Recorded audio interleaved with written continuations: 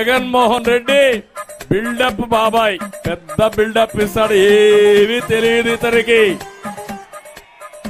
మొన్నే India today interview చేశారు, చూసారా మీరంతా?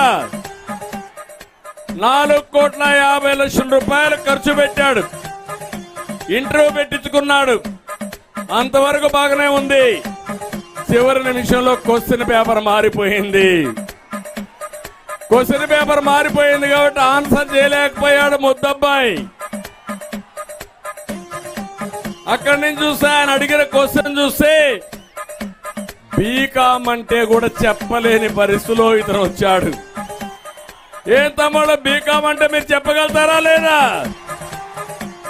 మన ముద్దబ్బాయి ఎక్కడ చదివాడో నాకు తెలియదు కానీ బీకామ్ అంటే కూడా నీళ్లు నమిలే పరిస్థితికి వచ్చాడంటే అది ఈయన తెలివితేటలు.